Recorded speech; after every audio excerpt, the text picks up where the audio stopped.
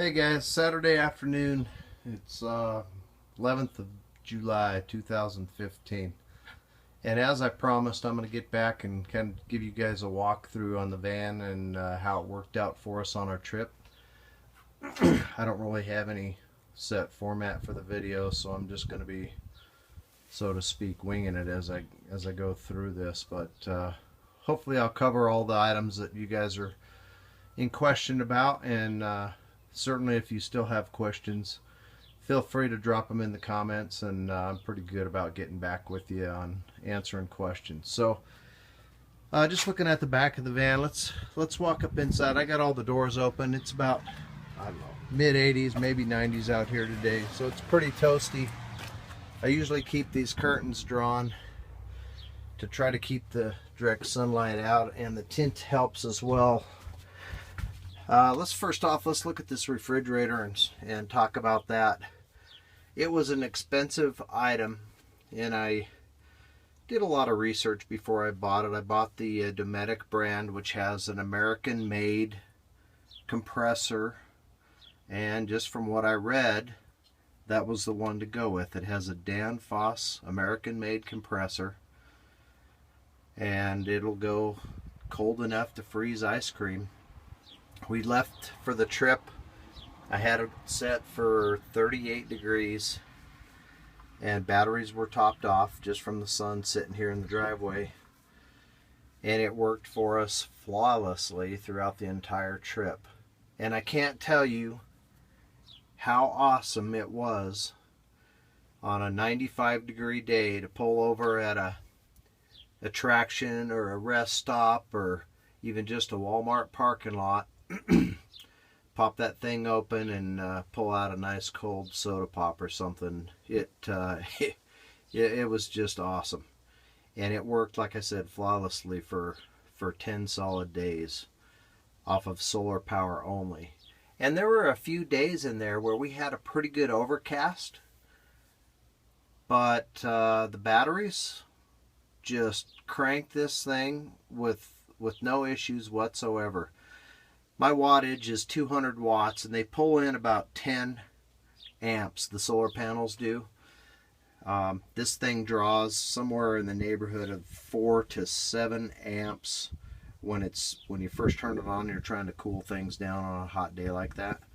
And then it comes on every hour or two, runs for 10 or 15 minutes, and shuts off. And we just left it plugged in the whole time at nighttime and everything else, and unreal. It was just excellent. So if you've been thinking about getting one of these and you have the funds to acquire one, like I said, they're not cheap, but you get what you pay for. And so far, I would recommend this particular refrigerator 100%.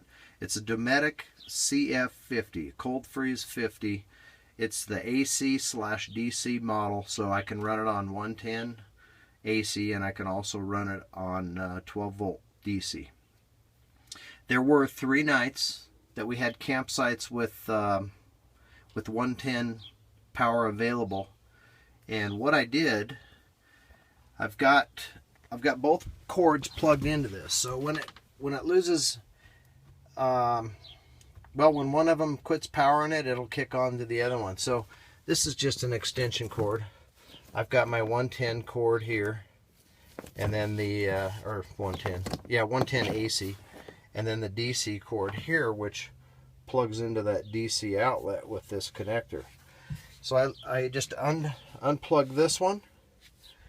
I opened up this side window, which pops open in about an inch or two. Parked right by the electrical box, ran this white extension cord out the window, and plugged it in. And that way I wasn't drawing any power on the batteries. However, I don't think it was actually necessary, but since we were paying for it and it was included with the campsite, that's what we did. The box here in the middle, which is the storage compartment that I built, and really it's where we put our dog bed up there, and it worked out great because he likes to be up there where he can see out the window. And other than, shedding a complete dog inside the van, making another, I could have made another dog with the hair I vacuumed out of here. Other than that fact, it worked out really well. The shades, no complaints. They worked out really nice. As a matter of fact, with this tint that I have on the windows, it's limousine tint, so it's black. At nighttime, if you don't turn any lights on inside, even with the shades opened up, you cannot see inside the van. Now, if you came up to the window with a flashlight or something, you could probably look in. We slept one night. We left the shades pulled back and tied back just for convenience. And in the morning, woke up, the sun was up. It was kind of light in the van, so that'll wake you up probably if you're sensitive to light that way. But it worked out just fine for us. No issues there. As far as the TV, and the HD antenna worked well where we were camped within range of a signal, of course, right? The TV and the mount with the cord and the hanging ability actually worked out really nice. We hung the TV up right there, as I showed in a previous video, and then we opened the side doors and sat out at the picnic table watching TV. Now, not every site that we went to, matter of fact, several of them we had no signals at all, so in that case it was useless. But where there was a signal, we watched a little TV, and it worked out kind of nice. Now, I'm not real happy with the way this stores there. It's, I mean, it stores it nice out of the way and everything, but it's kind of inconvenient to pull the TV out there and hang it up and plug it in and hook it up just to see if you can get a channel or two. And sometimes it was depressing when we couldn't get a channel, and then I went through the whole process to pack it up and store it again. So I may do something in the future and mount it on some sort of a swivel TV mount. Something cheap where I can just swing it back out of the way, or swing it to pull it out and turn it on and see if I have a signal. And if it's no signal, then I can just swing it right back into the storage position and tie it up. But we'll look into that as time goes on. It worked okay. And it was, you know, inexpensive to mount it and hang it the way that I'm currently doing it. The bed, as far as comfortableness and usability, it was extremely comfortable. We both slept really well in here. That's an 8-inch memory foam mattress that we bought at Walmart through Walmart.com. It's like $175. We got it on sale.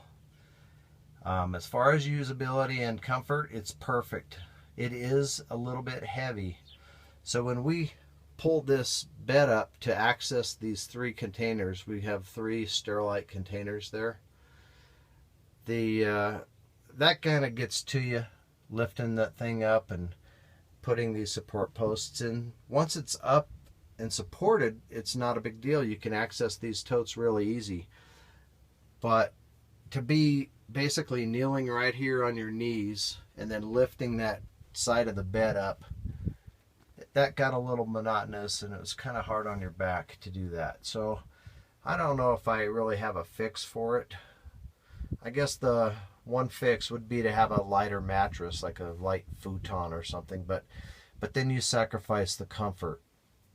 Maybe some hydraulic arms to assist with the lifting of it there. That might help. I mean, it is functional and usable, and it worked okay, but it was kind of a pain. So I'll be brainstorming ideas maybe as a solution to that.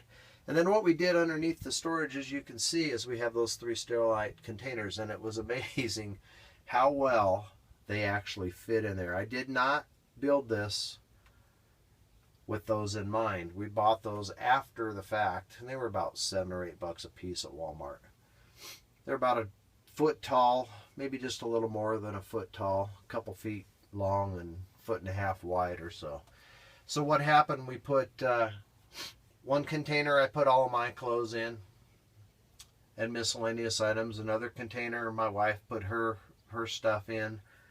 And then the third container, we had all of our food and cereal boxes and silverware and that sort of thing. Paper towels, paper plates, toilet paper, and so forth. And it worked out really, really nice for us. As far as keeping everything contained, they weren't rattling going down the road and not sliding around. So that worked out really nice. All the lighting that I've got in here, I've got these two LEDs, one here and one in the back behind the bed there. And then these LEDs that I built into the box, excellent. Wouldn't change a bit. They worked out really nice. It could be pitch black and we need to get underneath there and get something out. Click on the LED lights. I don't think they hardly even touched the batteries, and you could see everything you needed to see. It worked out really well. And then this little plug-in down here, let me grab that. I got two, and again, I showed these in former videos, but I got two of these USB plugs with 4 slots in them. I put one up on the dash, and we'd plug in our cell phones or whatever when we're going down the road. And then when we park, we'd plug whatever we got to charge via USB, we'd plug into these. And I would usually plug this one in right here by the door, so we could lay our phones right there on the floor and charge stuff when we're camping, and you can access it from standing out on the ground and do whatever you got to do. That worked out really nice. The placement of those outlets worked out really well.